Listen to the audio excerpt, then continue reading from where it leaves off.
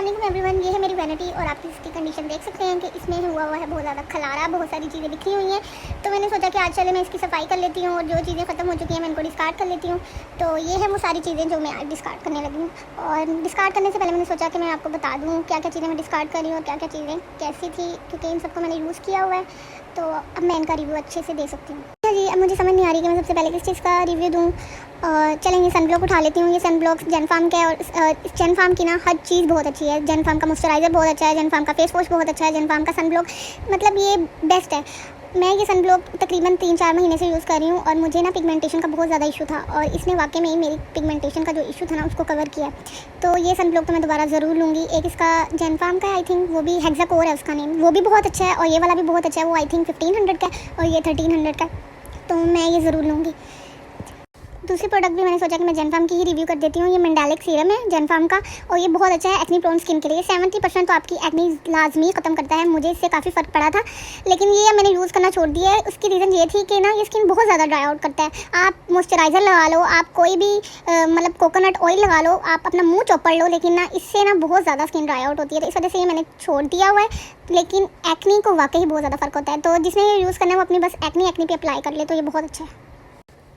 Next is vitamin C serum by doctor Rachel. और ये serum तो इंतहा का अच्छा लगता है मुझे, क्योंकि मेरी ऑयली स्किन है और ये बहुत नॉन ग्रीसी है। ये मैं जब भी मुँह धोती हूँ मैं ये ज़रूर अप्लाई करती हूँ, बेशक गर्मी हो सर्दी हो, मेकअप से पहले करना हो मैं ज़रूर करती हूँ, क्योंकि ऐसा लगता है कि मेरी स्किन को ना बहुत ज़्यादा हाइड्रेशन मिल रही है। और ना आप देख सकते हैं कि ये मेरी वो दिखे 1 2 और ये तीसरी बोतल है, ये ख़त्म हो चुकी है तो दूसरी भी ख़त्म होने वाली है, तो मैं तो ये ज़रूर लेती हूँ। तो मुझे तो ये बहुत सूट करता है, तो मेरे लिए ये रिकमेंडेड है। नेक्स्ट आता है ये acne clear serum by organic travellers. मैंने ये तकरीबन 3 महीने यूज़ किया है। कभी इसने मेरी स्किन बहुत ज़्यादा क्लियर कर दी, कभी मेरी स्किन पे बहुत ज़्यादा एक्नी हो जाती थी। मुझे समझ नहीं आया कि ये कैसे काम करता है, या पता नहीं मेरी स्किन पे सूट नहीं किया है। तो मेरे लिए तो ये इतना कुछ खास नहीं रहा, क्योंकि मेरी एक्नी स्टार्ट में जब मैंने इसको यूज़ करना शुरू किया था ना तो पहले हफ्ते मुझे बहुत ज़्यादा फ़र्क पड़ा, फिर उसके बाद मुझे बहुत ज़्यादा एक्नी होगी और उसके बाद फिर इसने मेरे पे काम करना छोड़ दिया। तो मेरे लिए तो ये रिकमेंडेड नहीं है, क्योंकि मेरी स्किन पे ये सूट नहीं किया। तो नो टू दिस सीरम।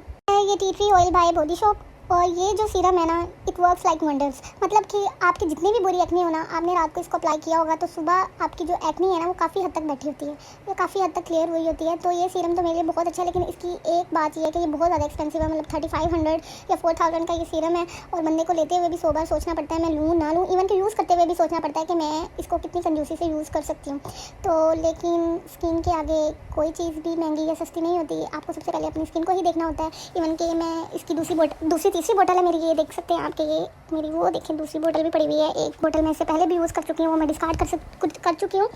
और यकीन मानिए इसको तो डिस्कार्ड करने का, इसकी बोतल्स को डिस्कार्ड करने का दिल नहीं करता।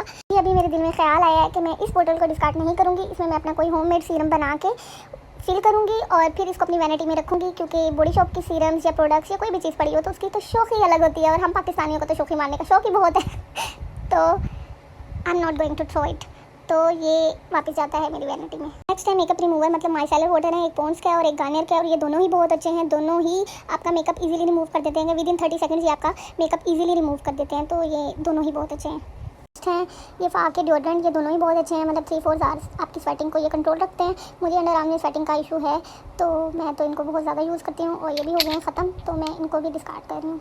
फिर आ जाते हैं hand and body lotion moisturisers. ये वाला मॉइस्चराइज़र तो मैं अक्सर मेकअप से पहले भी यूज़ कर लेती हूँ। निविया का मॉइस्चराइज़र मेरा फेवरेट है। ये मैं अपने हाथों पाँव पे बहुत ज़्यादा यूज़ करती हूँ रात को सोते वक्त। और वैसलीन मोस्टली मैं समर्स में यूज़ करती हूँ, क्योंकि ये नॉन ग्रीसी होते हैं। ये दोनों वाले, पिंक वाला और वाइट वाला नॉन ग्रीसी है, तो ये मैं समर्स में यूज़ करती हूँ अपने हाथों पाँव पे। और जब भी मतलब हाथ धोती हूँ तो तब मैं ये लोशन ज़रूर यूज़ करती हूँ। और हमें चाहिए कि हम अपने हाथ पाँव दोनों मॉइस्चराइज रखें। और बस नेक्स्ट है माना ब्यूटी का lip and cheek tint in the shade wild berry. ये पिंकिश टोन देता है आपकी चीक्स और लिप्स को। लेकिन ना मुझे इसका एक इशू लगा था कि जब मैंने इसको स्टार्ट में यूज़ करना शुरू किया था ना तो ये बहुत ज़्यादा वाटरी था और इसकी इतनी पिगमेंटेशन नहीं आती थी। लेकिन जैसे जैसे ये मतलब टाइम गुजरता रहा, बोतल के अंदर ही इसकी पता नहीं कंसिस्टेंसी ठीक होती रही, तो ये बहुत ज़्यादा अच्छा काम करना शुरू हो गया। मतलब जब ये ख़त्म होने वाला था ना तो तब तो ये बहुत अच्छा, मतलब आपके लिप्स से ये आप बेशक 8 घंटे भी लगाए रखें ना फिर ये उतरता नहीं था। लेकिन स्टार्ट में मुझे पता नहीं क्या था कि इसका ये बहुत ज़्यादा वाटरी टेक्सचर था इसका, और ना मतलब इतना स्टे नहीं करता था। आपकी चीक्स पे तो स्टे करता था लेकिन मेरे अपर लिप्स पे इतना स्टे नहीं करता था। लेकिन बाद में इसकी कंसिस्टेंसी खुद ही थिक हो गई, पता नहीं कैसे, फिर ये बहुत ज़्यादा अच्छा काम करना शुरू किया था। तो मैं इसको ज़रूर लूँगी दोबारा, क्योंकि इसका मतलब ना इसकी पिंकिश टोन जो है ना वो बड़ी प्यारी। I am gonna review makeup products. तो ये मुसरत मिसबा की फाउंडेशन है और आपको पता है कि मेरी फर्स्ट रिकमेंडेशन है फाउंडेशंस में, क्योंकि ये फुल कवरेज है और ये फंक्शंस वगैरह पे और शादियों वगैरह पे ना, अगर आपने कोई फाउंडेशन यूज़ करनी है ना तो आप इसको ज़रूर ट्राई आउट करें। फिर ये सुपर स्टे मेबेलिन की भी बहुत ज़्यादा अच्छी है। पहले मैं मेबेलिन ही यूज़ करती थी और इसका शेड था 110 आइवरी, लेकिन अब ये शेड पता नहीं उन्होंने नेम्स चेंज कर दिए हैं या पता नहीं क्या किया है, मुझे अब अपना शेड ही नहीं मिलता इसमें। तो ये भी फुल कवरेज फाउंडेशन है और ये बहुत ज़्यादा लाइट वेट है और ये भी बहुत अच्छी है। तो ये भी अगर किसी ने लेनी है, अगर किसी को अपना शेड समझ आता है इसमें तो वो ये ज़रूर ले। फिर ये रिमल का था ग्लिटर लाइनर और ये बहुत जल्दी ड्राई आउट हो गया। मैंने अभी इसको ख़रीदा ही था तो 2 महीने बाद ये पड़ा ही ड्राई आउट हो गया, तो मुझे समझ नहीं आई और इसका मैंने 1400 आई थिंक 100 पे किया था, जो कि मुझे बहुत ज़्यादा दुखता है कि मैंने इसका इतना पे भी किया और ये पड़ा ही ड्राई आउट हो गया। तो मुझे तो बहुत ज़्यादा दुखता है कि मेरे इतने पैसे ज़ाया हो गए।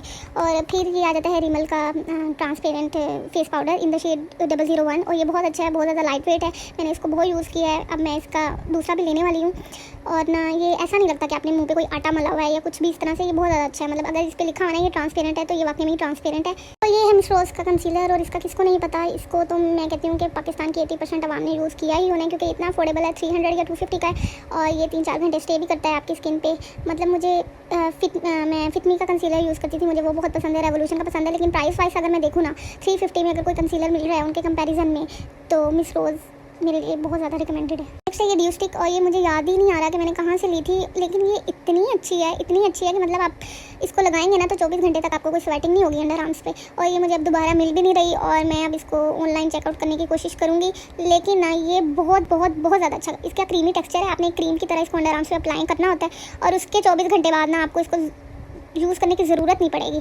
तो ना मैंने इसकी पिक ली हुई है, अब देखें कि मुझे मिलती है कि नहीं, लेकिन बहरहाल अभी तो मुझे इसको डिस्कार्ड करना पड़ेगा। न्यूट्री फैक्टर की biotin plus supplements for hair and skin, nail skin hair जो भी है, लेकिन मैंने इसको पूरी बोतल खा लिया, लेकिन मुझे इतना खास फ़र्क नहीं पड़ा। मेरे हेयर फॉल में पता नहीं क्या है कि आजकल के मौसम में मुझे बहुत ज़्यादा हेयर फॉल का इशू हो रहा है। ना मेरे लिए कोई ऑयल काम कर रहा है, ना मेरे लिए कोई सप्लीमेंट्स काम कर रही है। लेकिन अगर किसी को किसी चीज़ से कोई फ़र्क पड़ा है तो काइंडली मुझे इनबॉक्स करें और मुझे भी बता दें कि ये हेयर फॉल का इशू कैसे जाता है। क्लोजअप का माउथ वॉश ये बहुत ज़्यादा अच्छा है, आपको बहुत ज़्यादा रिफ्रेशिंग फील होता है और ये हमें ज़रूर यूज़ करना चाहिए ताकि हमारे मुँह से बदबू ना आए और जो हमारे आस के लोग हैं उनकी ज़िंदगी आसान हो जाए। तो इस तरह की चीज़ें हमें यूज़ करनी चाहिए। फिर आ जाता है लक्स का बॉडी शावर जेल और ये वाली ना मैंने हर कलर में यूज़ की हुई है, पर्पल वाली, पिंक वाली, येलो वाली, ये ग्रीन वाली, क्योंकि ये तो अफोर्डेबल बहुत है और दूसरा इससे झाग बहुत बनती है। तो जिस चीज़ से झाग बनती है वो तो मैं ज़रूर यूज़ करती हूँ, क्योंकि मुझे तो झाग बनाने में बहुत मज़ा आता है बचपन से ही। तो ये अगर किसी को यूज़ करनी है तो करें, क्योंकि ये बहुत ज़्यादा रीज़नेबल है। नेक्स्ट है लॉरियल का dream long conditioner. Last 3-4 month से मैं यही यूज़ कर रही हूँ। उसकी रीज़न ये है कि मैं अगर 1-2 दिन बाल ना वॉश करूँ या मुझे ना धोने हो ना तो मेरे स्कैल्प में ऑयल आना शुरू हो जाता है। तो पहले मैं जो भी कंडीशनर यूज़ करती थी ना, एक तो पहले मेरा ऑयल आता था, दूसरा उसकी वजह से और मज़ीद ना स्कैल्प ऑयली होना शुरू हो जाती थी। तो इससे मुझे ना इतना वो ऑयल नहीं आता मेरे स्कैल्प में, मतलब जो पहले आता था वो तो आता है, ऐसे एक्सेसिव अमाउंट में आना शुरू नहीं हुआ। तो ये वाला कंडीशनर मेरे लिए रिकमेंडेड है। आ जाते हैं ये पॉकेट परफ्यूम्स। ये मुझे याद नहीं है कि किसने दिए थे या कहाँ से आए हैं, लेकिन इनकी स्मेल बहुत अच्छी थी। ये कोई ईरानी परफ्यूम्स हैं या क्या है, तो ये भी बहुत अच्छे हैं। इनकी स्मेल बहुत अच्छी थी, स्ट्रॉन्ग बहुत ज़्यादा थी। तो ये फीमेल्स के लिए तो इतनी सूटेबल नहीं है, लेकिन लड़कों को उनमें से बदबू ज़्यादा आती है तो उनके लिए अच्छे हैं। फिर ये लेंस सोल्यूशन है, ये अल्टीमेट प्लस का ही हमेशा मैं लेती हूँ। फिर ये आ जाता है सईद गनी का रोज़ वाटर, ये मैं एज अ टोनर यूज़ करती हूँ। फिर ये लूज़ पाउडर ब्यूटीफाई बाय आमना का है और ब्यूटीफाई बाय आमना के जितने भी लूज़ पाउडर हैं, वो जो गोल्डन वाला है, ये वाला है, ये सारे ही बहुत अच्छे हैं। तो अभी भी मैंने ब्यूटीफाई बाय आमना का ही दोबारा मंगवाया है, कुछ दिन पहले मैंने दिखाया होगा। तो लूज़ पाउडर तो वाकई में ही बहुत अच्छा है, ये तो सब लें, ये बहुत अच्छा है। तो ये थी मेरी आज की वीडियो। आई होप आप सबको बहुत अच्छी लगी होगी। तो डू अप्रिशिएट और मुझे दुआ में याद रखें। अल्लाह हाफिज़।